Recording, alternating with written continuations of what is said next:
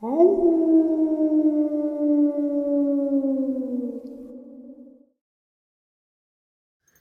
and salutations, everyone. I hope you're all doing well. Welcome to this bonus upload. Before we jump into it, a couple quick links. As many of you may know, I rely on Patreon, PayPal, channel membership, and the merch to help the channel to continue to grow and go. Links to Patreon, PayPal, and channel membership is in the description below. Merch displayed directly under the video. Also, Dogman, Frightening Encounters, Volume 1 through 3, the audiobook versions. They were written and researched by Tom Lyons, narrated and produced by me, Jeff Nadolny. These audiobooks are available on Audible, Amazon, and iTunes, links to which are also in the description as well. And finally, last but definitely not least, if you'd really like to help support the channel to continue to grow and go, simply subscribe. It does not cost a cent. Click that like button, takes half a second. If you don't want to miss out on any of the informative uploads that I put out daily, click the bell icon, and folks, please leave a comment and share the video. Why? Well, because these things, they really do help the channel to continue to grow and go. They definitely do matter, and they are appreciated. With that, I have taken far too much of your time. Let's jump in to today's bonus upload, shall we? Today's first encounter. In the early days of February, just before my senior year, I was prompted by my dad to undertake a rite of passage, as he called it. I was to be left alone and fend for myself in a section of Tennessee's Cherokee National Forest for 3 days and 2 nights. I'm against the trip from the beginning. Sure, I like hunting and camping, but this was extreme, too extreme for my tastes. But it was tradition passed down from father to son in my family for generations. Who was I to break tradition? So, against my reservations, and against the feeling that this was a bad idea, I packed my backpack, grabbed my .30-06 bolt-action rifle, and climbed into the cab of my dad's pickup truck. It was a long drive, and I was a little pissed that my dad was basically forcing this upon me. And our uneasy silence only made the hours feel like days.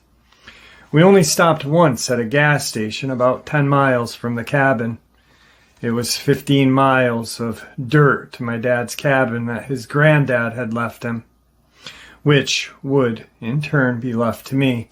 It was tradition, after all. But I wouldn't be getting any luxury of the cabin, no.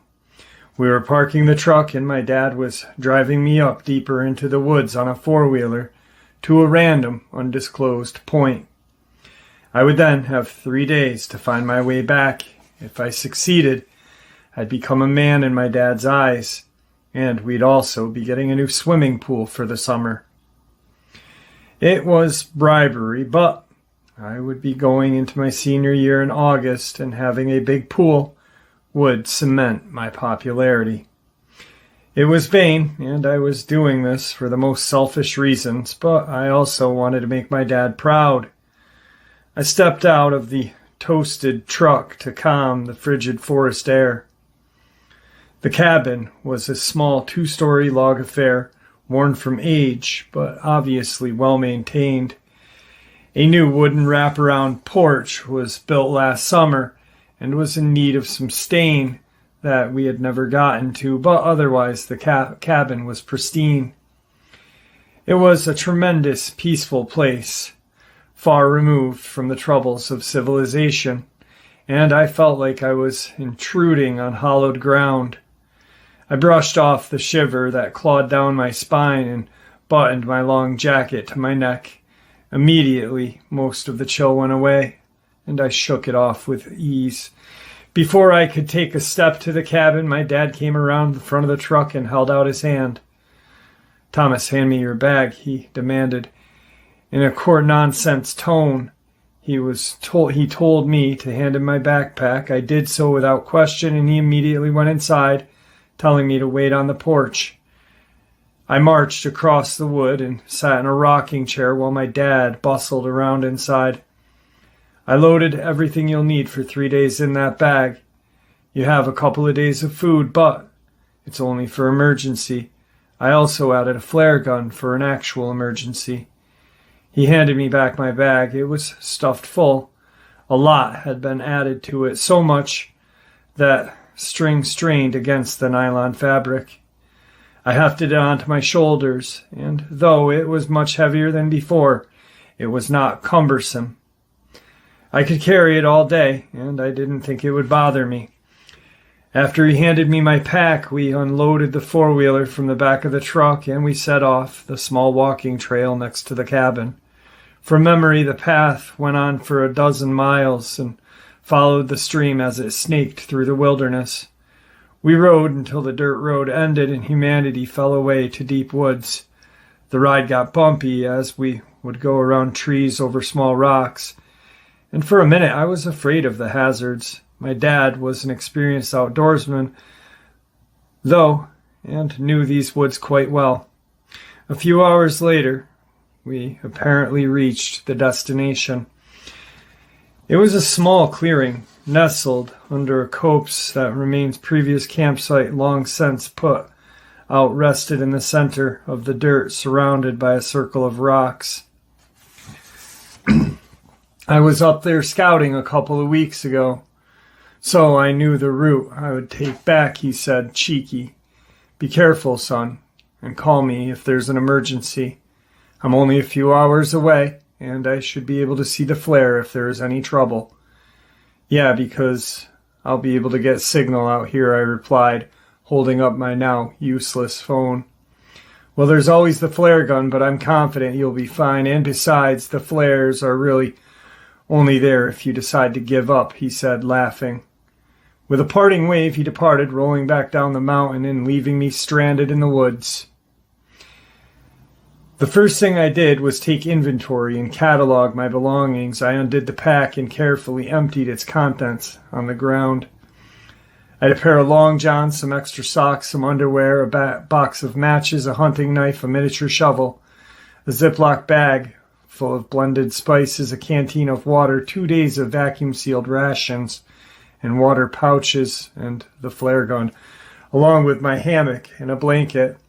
I had everything I needed to make camp and survive if my hunting skills proved to be lacking. I had over 30 miles of wilderness to hack through before I hit the main road and could circle back to the cabin on the main road. Dad told me it should take me at least 2 days, 3, if I didn't get lucky with my hunts. I had a few hours to kill before nightfall and wanted to get some miles in and find my bearings.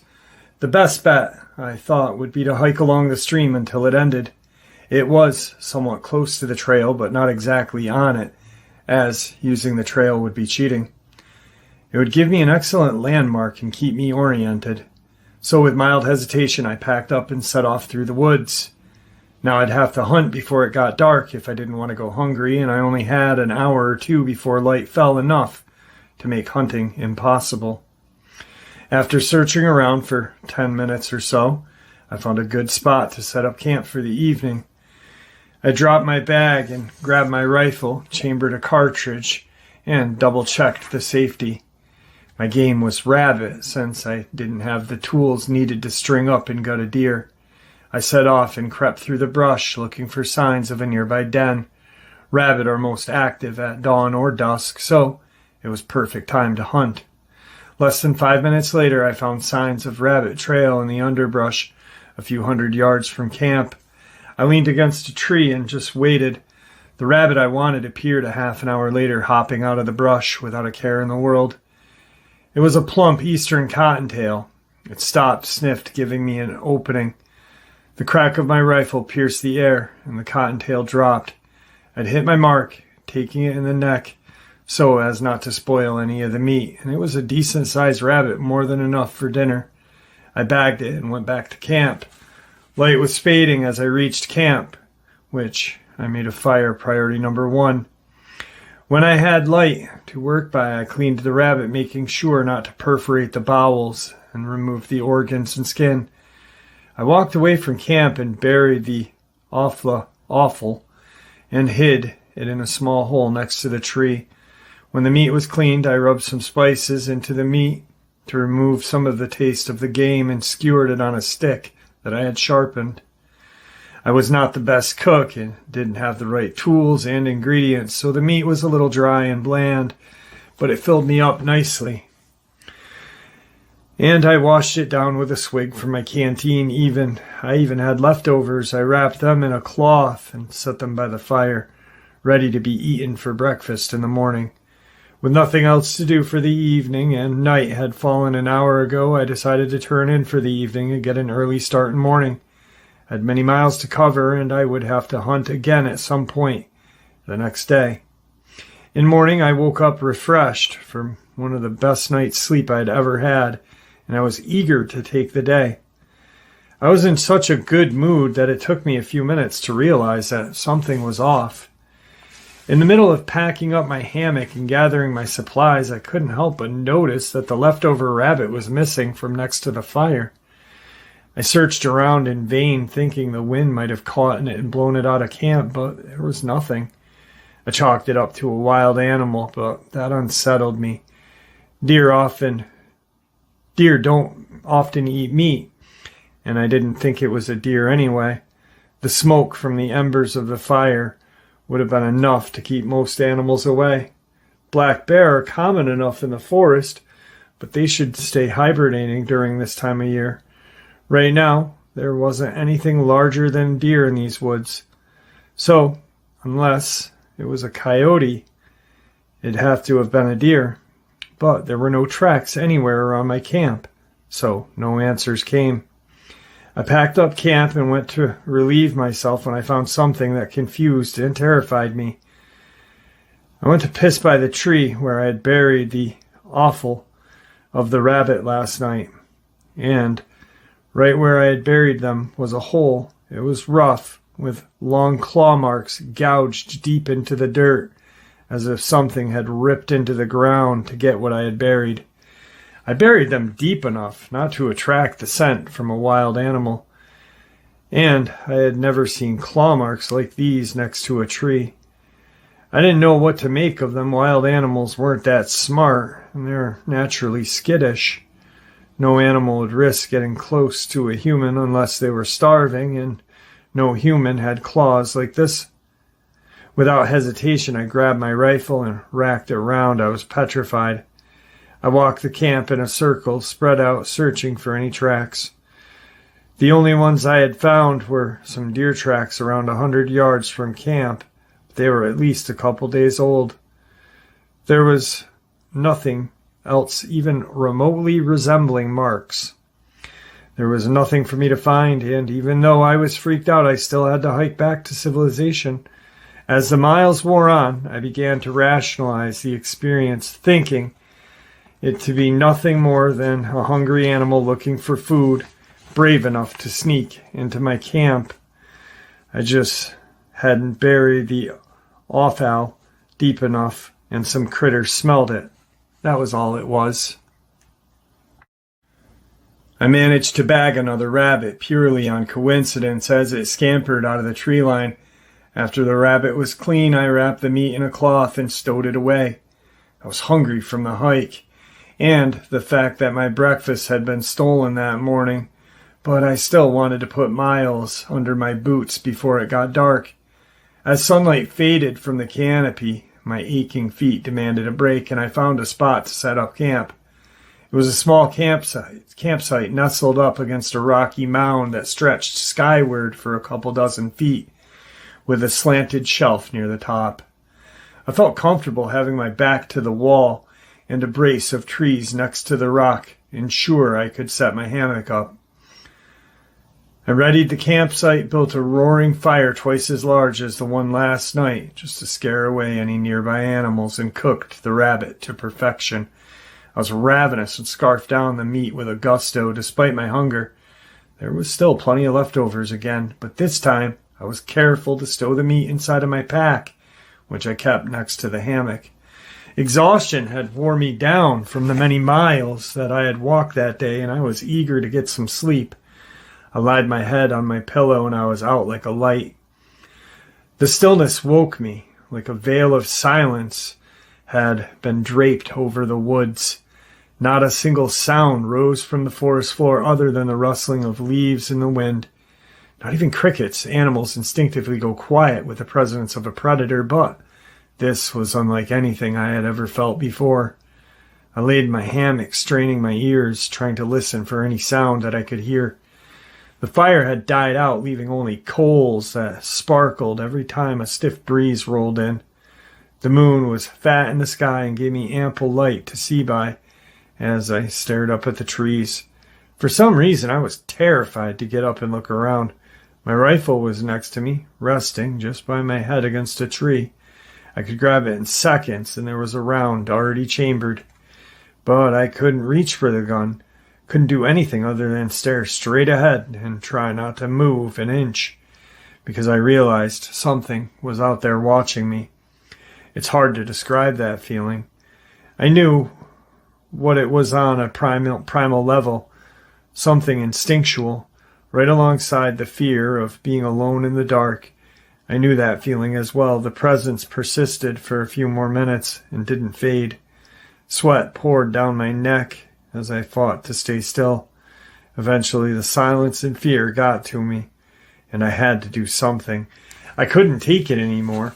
From the hammock, hitting the ground hard, I ignored the pain radiating from my arms and scrambled for my rifle, scanning all around, trying to find whatever it was. As I spun around, I saw it perched on the rocks above me. For a single split second, a flash of neon blue eyes stared back at me from an angular, too pale body before it slunk out of sight. My heart pounded in my chest and my head felt fuzzy. It became hard to breathe, and I fought to keep from passing out. I was scared out of my mind because whatever this thing had been, it was not a human. It wasn't an animal. This was a monster. I didn't sleep that night. I built a fire and huddled around it, clutching my rifle until the morning. Screw tradition, screw these woods. I was heading back to the cabin at first light, and wasn't stopping till I reached it. Nothing else happened through that night, but as dawn broke over the mountains, my nerves were shot to hell and my eyes ached with a strain of keeping them open. I stumbled to my feet, kicked out the fire, and slung my backpack over my shoulder. Left the hammock tied where it was and set toward the stream. I was going to follow the trail. I'd be back at cabin before nightfall. It took an hour of walking, stumbling over uneven terrain until I found the stream. And from there I found the worn trail. I followed that for hours as the sun rose high in the sky. I was so tired, but the fear of death and that creature were the only things that kept me putting one foot in front of the other. I was starving, thirsty, and beyond everything else, utterly exhausted. But I kept pushing forward, no matter how slow and tired I was. I still had the rabbit tied up in my pack, but I couldn't stop and eat. As the day wore on, I began to recognize parts of the terrain that I had known. I was close to the cabin. I was so elated that I didn't pay attention to where I was walking and rolled my ankle on a small rock that jutted out from the side of the trail, lost my balance, and careened off and hit my head on a nearby tree branch. Everything went black. I woke at dusk. I'd been out for a couple of hours, whether from the blow to the head or exhaustion. Whichever it was, I was still in the woods and night was coming. The monsters never appeared during the daytime, so I thought I was safe in the light, but light was running out, and I still had a mile or so till I reached the cabin. I picked myself up the ground and dusted myself off, grabbed my rifle, checked that it was still loaded, and flicked the safety off. My fingers stood a millimeter from the trigger, and I kept my head on a swivel as I hastily jogged the trail back to the cabin. Relief swept over me while I saw the wraparound porch come into view. I had made it back. "Dad!" I yelled as I ran up to the porch. "Dad, we gotta go!" I ran to the front door and stood in shock as my blood ran cold. The door to the cabin was open, and my dad was lying halfway inside and halfway on the porch. He had been mauled. His body was nothing but ribbons and scraps of flesh and only half resembled a human. I stared in silence, my mind not comprehending what I was seeing.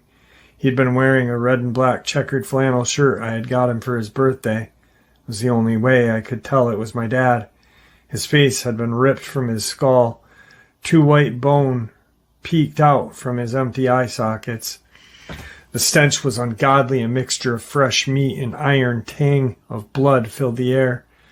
I clutched at my stomach and hurled bile on the floorboards, sinking to my knees as my throat burned and I heaved my guts out. Absolute panic gripped my sanity and took it for a joyride. I tried and failed to come to terms with the fact that my dad was now dead and had been ripped to pieces by whatever was outside there stalking me. I had to leave. I had to get as far away from this place as possible, or else I'd be next. I screamed wordlessly and backed away from the porch. I turned and ran to the truck. It was my only avenue of escape, and I had to hurry. Night had already fallen. I scrambled to the driver's side of the pickup and yanked on the handle hard enough and broke it, but it held and opened the door.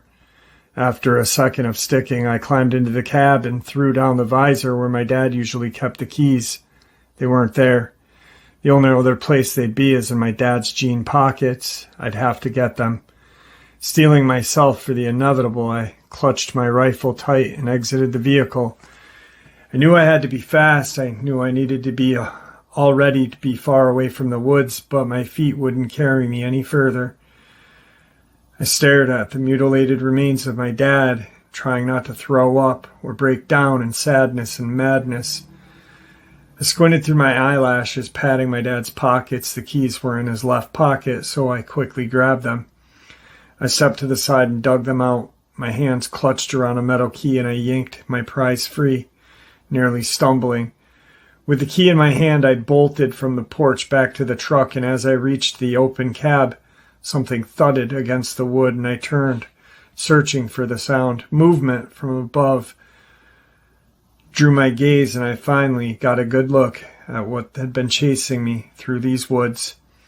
It was on the roof of the cabin, clinging to the side of the slanted roof with ease. This creature was humanoid, but it crawled on all fours like an animal. Its skin was pale white like paper and thick and rough, almost leathery. But what marked it as being something inhuman was its head.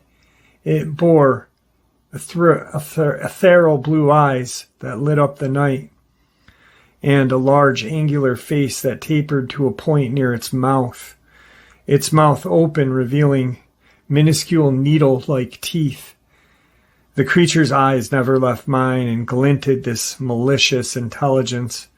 It upturned its too many teeth into a gruesome smile. I didn't think, didn't panic, just reacted and raised my rifle and fired. The bullet whizzed past its head and took it in the shoulder. Bright blood spurted from the wound and splashed across the roof. It let out this high-pitched shriek and recoiled in shock. It slid down the roof and into the trees faster than I could line up the second shot. When it broke from my line of sight, I sprinted to the truck, tossed my bag and rifle in, and slid on the driver's seat. Thankfully, the truck started on the first try. The engine roared to life. I flicked on the high beams and threw the truck in reverse and spun around as fast as I could. I was driving recklessly, taking curves too sharply and doing everything in my power not to fishtail into a tree when a thud landed on the roof of the truck. I screeched, panicked, and jerked the wheel, trying to throw whatever was on top of the truck off. I spun the wheel too much and clipped an overgrown tree. I tried to overcorrect myself, but ended up slamming to the side of the truck into the tree line. The truck came to a halt. The passenger side crumpled like a bent can as tree branches snapped, sending wooden gunshots through the forest. Whatever was on the truck was flung to the side as we crashed. It fell off the hood and hit the tree further into the forest. I believe I heard its bones crack when it hit the dirt. It left a smear of blood across the bark. I tried to start the truck again, but it just groaned and wouldn't turn over. With a half growl, half groan, the creature picked its bloody body off the ground, glaring at me, its bluish eyes glowing brighter and shrieking, and crawling toward me. I grabbed my rifle and left the truck. I could follow the monster by its eyes alone. I perched the rifle on the hood of the truck and took aim. It was slow as it crept toward me, giving me plenty of time to line up my shot. I had my crosshairs centered right between its eyes and rested my finger on the trigger. A split second away from firing, the creature let out another roar, much higher this pitch than the others. My body jerked. My hand splashed and squeezed the trigger. My shot went wide, flying off into the woods and thudding into an old tree. That had been my last bullet. My rifle only had 4 shots, and I hadn't brought an extra. I squeezed the trigger again and again, and terror gripped me as it slunk along the earth, leaving this white trail of what I assumed blood. I threw the gun at it and ran for the truck, searching for my knife in my bag. I wasn't going to let this thing kill me. I wasn't going to end up as food or as a mutilated corpse like my dad. I was either going to kill this thing or I was going to die trying. I was not going to let it eat me. The thing was on me before I reached the cab. It slammed into the side door, pinning me as I was halfway to the door. I lunged for my bag as this creature opened its jaws wide and bit through the part of the metal like it was cardboard. It ripped a chunk free. My hand closed around my bag and I tore the strings, grabbing my knife that was at the top of the bag. I slid it from the sheath as the creature was posed to bite me. I jammed the knife to the hilt to the side of its face, just below its eyes.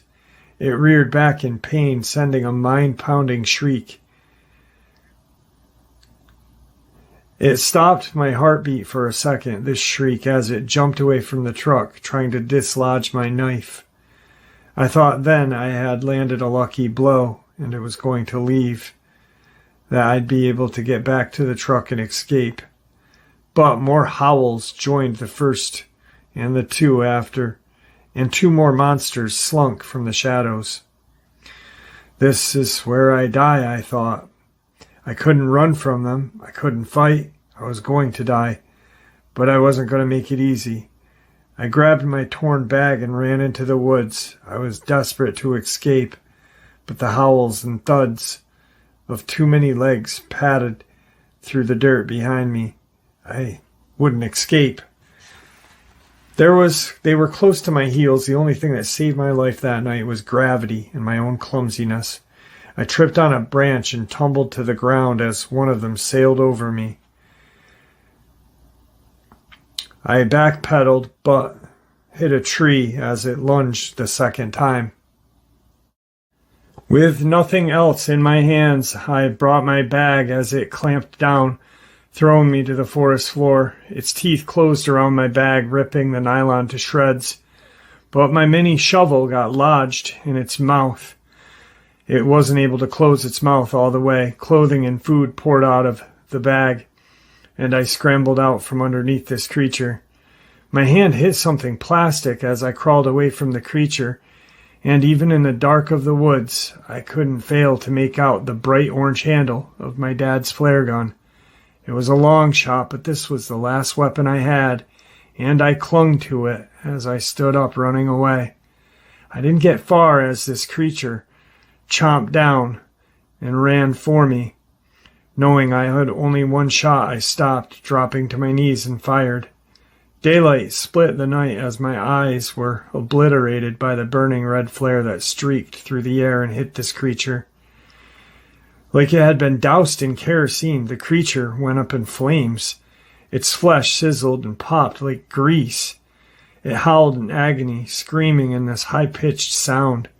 I fell to my knees as my consciousness waned. By the time I rose to my feet and wiped the blood from my ears, it was dead. It was now nothing but charred carcass. The flare still burnt, illuminating the night, and showed me the other two creatures that had crept up on us. I was out of weapons and out of hope, but they stayed back just in the tree line watching me. Fire was their weakness, it seemed. Even though I had no more flames, I bluffed them. It was almost reckless thing that I could have done, but I had no more options. I raised the empty flare gun. They took a step back and stayed low to the ground. I pressed my luck and took a step forward, and they turned and ran deeper into the forest, howling. As soon as they were out of sight, I ran myself. I ran as fast as my legs would carry me, not caring about scrapes, scratches from the branches whipping me in the face. I only cared about my own survival. I hit the road leading to the highway and ran. There were too many miles between me and the highway, but I didn't care. I just kept running. By the time I finally hit pavement, it was daybreak, and I knew I couldn't stop. I just kept on because I had nothing else but to run. If I would stop, it would mean accepting what just happened, and I didn't want to accept it yet. I ran until I hit the gas station we had stopped at only a couple days before. What felt like a lifetime ago, the gas station attendant took one look at me, out of breath with blood, torn clothing, and called the police. He gave me some water as we waited for the police, and I drank it in silence, huddled to myself. It took the police nearly an hour to arrive from the nearest town, and when they did, I finally had to tell them the experience. Of course they didn't believe me, because of course they wouldn't, right? It sounded insane, raving about monsters with glowing blue eyes. However, the officer was patient and kind, taking down my statement word for word, despite the skepticism on his face. I told them where to find the cabin and the truck. They found it right where I told them, but there was no sign of the creature I had killed. My dad's body was also gone. The only sign that had been there was bloodstains. The police chalked it up as a wild animal attack, attributing my story to that, a story by a scared teenager who witnessed an animal kill his dad.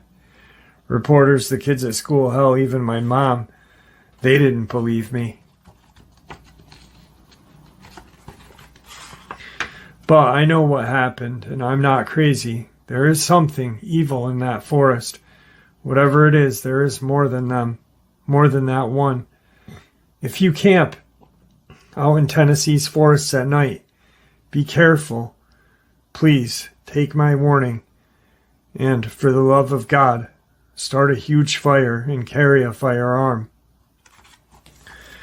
I did look into this, and there are numerous attacks in the Tennessee woods, labeled as bear attacks, and a lot of them are strange. I read quite a few.